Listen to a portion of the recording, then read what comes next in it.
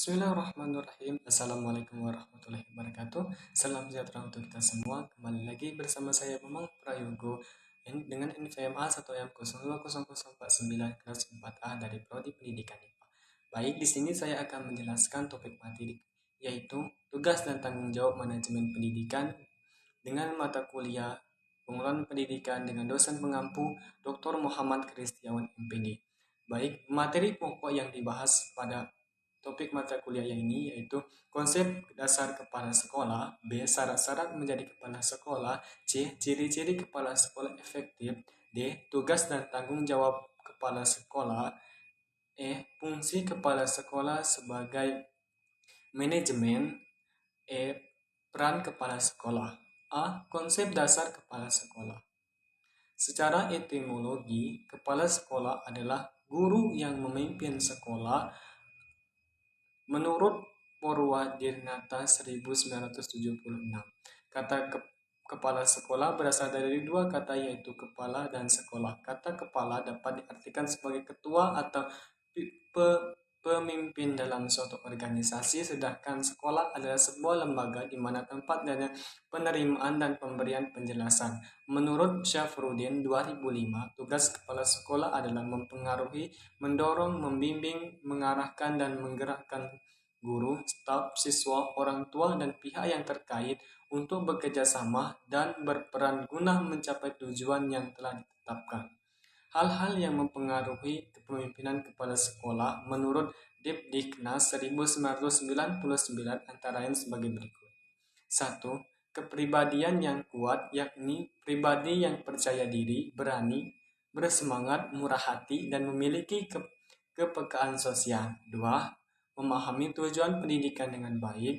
3. Memiliki pengetahuan yang luas tentang bidang tugasnya maupun bidang lain yang terkait. Dan 4. Memiliki keterampilan yang profesional. B. Syarat-syarat menjadi kepala sekolah. Berdasarkan surat keputusan Menteri Pendidikan Nasional nomor 13 tahun 2027, syarat-syarat menjadi kepala sekolah adalah sebagai berikut. 1. Kualifikasi umum kepala sekolah atau madrasah. A. Memiliki kualifikasi akademik sarjana atau S1 atau diploma 4 atau D4 kependidikan atau non-kependidikan pada perguruan tinggi yang terakreditasi. B. Pada waktu yang diangkat menjadi kepala sekolah berusia tingginya 56 tahun. C. Memiliki pengalaman mengajar sekurang-kurangnya 5 tahun menurut jenjang sekolah masing-masing. Kualitas di taman kanak-kanak atau Raudatul Alfal memiliki pengalaman mengajar sekurang-kurangnya 3 tahun. Dan D. Memiliki perangkat serendah-rendahnya 3 atau C sebagai pegawai negeri sipil atau PNS dan sebagai non-PNS yang disertakan dengan pangkatan yang dikeluarkan oleh yayasan atau lembaga yang bersangkutan. B. Kualifikasi khusus kepala sekolah atau madrasah.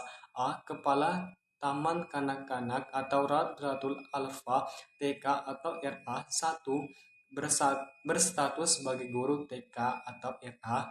2. Memiliki sertifikat sebagai guru TK atau RA. Dan 3. Memiliki sertifikat kepala TK atau RA yang dikeluarkan oleh lembaga yang ditetapkan pemerintah. B. Kepala sekolah dasar atau SD atau MI.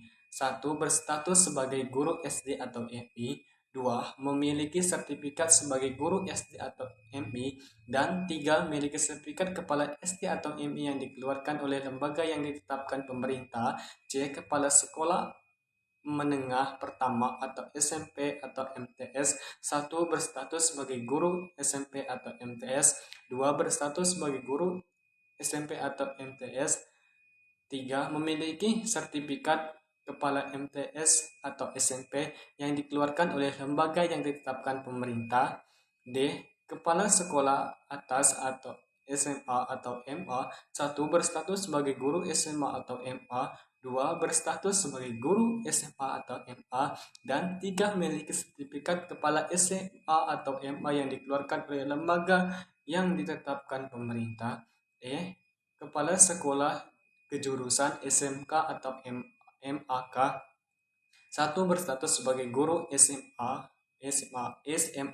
atau MAK, berstatus sebagai guru SMK atau MAK, dan memiliki sertifikat kepala SMK atau MAK yang dikeluarkan oleh lembaga yang ditetapkan pemerintah. C. Ciri-ciri kepala sekolah efektif. Secara umum, ciri dan perilaku kepala sekolah efektif dapat dilihat dari 3 hal pokok, yaitu 1. Kemampuan berpegang pada citra atau visi lembaga dalam menjalankan tugasnya. 2. Menjadikan visi sekolah sebagai pedoman dan pengelolaan dan memimpin sekolah. 3. Memfokuskan aktivitasnya pada pembelajaran dan kinerja guru di kelas. Ciri-ciri kepala sekolah efektif menurut Kusno Ridlo 2010 adalah sebagai berikut. 1. Memiliki visi yang kuat tentang masa depan sekolahnya, dan ia mendorong semua staf untuk mewujudkan visi tersebut. 2. Memiliki harapan tinggi terhadap prestasi siswa dan kinerja staf. 3. Tekun mengatasi para guru di kelas dan memberikan umpan balik yang positif dan konstruktif dalam rangka memecahkan masalah dan memperbaiki pembelajaran.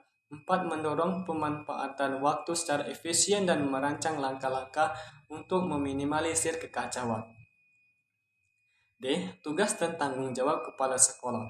Menurut Murwanto 1970, tugas dan tanggung jawab kepala sekolah atau manajer pendidikan yaitu harus mengalami perkembangan dan perubahan baik bersifat maupun luasnya sesuai dengan pendidikan di negara Indonesia yang bersifat nasional, demokratis. Maka sifat kepemimpinan manajemen sekolah pun harus berubah dengan mengarah pada kepemimpinan pendidikan yang demokratis. Menurut Dirawat 1986, tugas dan tanggung jawab kepala sekolah dapat digolongkan kepada 2 bidang antara lain sebagai berikut. 1. Tugas kepala sekolah dalam bidang administrasi dapat digolongkan menjadi 6 bagian sebagai berikut. A.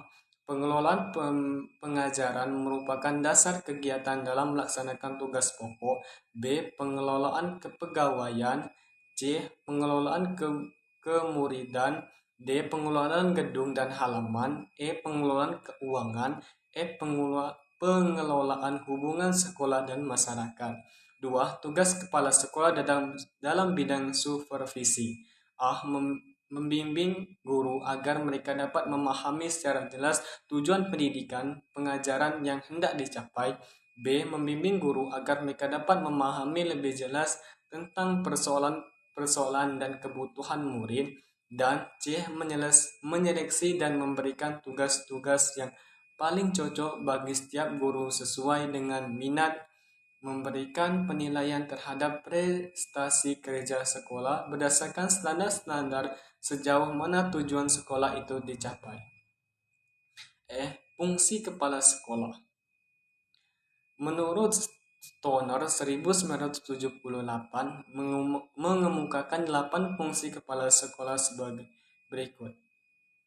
Sebagai seorang manajer, yaitu 1. Bekerja dengan memulai orang lain.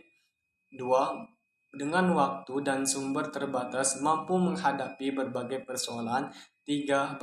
Bertanggung jawab dan mampu bertanggungjawabkan. 4. Berpikir secara realistis dan konseptual. 5. Sebagai guru penengah. 6. Dalam seorang politis. 7. Adalah seorang diplomat. Dan 8. Mengambil keputusan yang sulit. Menurut Mulyasal 2007, ada beberapa strategi yang dapat dilakukan kepala sekolah dalam meningkatkan profesionalisme guru, antara lain sebagai berikut. 1. Memberdayakan tenaga pendidikan melalui kinerja sama, yaitu kerjasama yang dimaksudkan bahwa dalam peningkatan profesionalisme tenaga kependidikan, kepala sekolah harus mementingkan kerjasama dengan tenaga kependidikan dan pihak lain yang terkait dalam melaksanakan setiap kegiatan. 2. Memberi kesempatan kepada para tenaga kependidikan untuk meningkatkan profesinya. 3. Mendorong keterlibatan seluruh tenaga kependidikan. Peran kepala sekolah. Secara garis besar, pemimpin pendidikan memiliki 3 peran utama yaitu sebagai berikut. 1. Peran kepemimpinan kepala sekolah. A.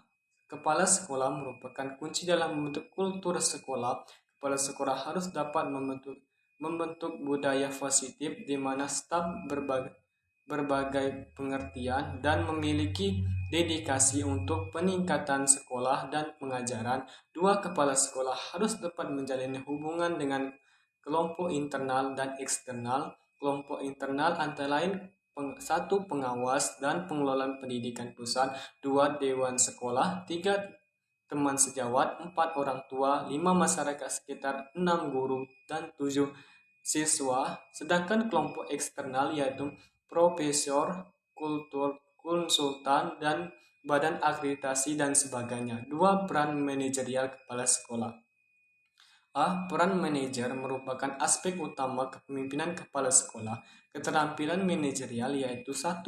Teknis atau teknikal, mencakup perencanaan, pengaturan, koordinasi, pengawasan, dan pengendalian.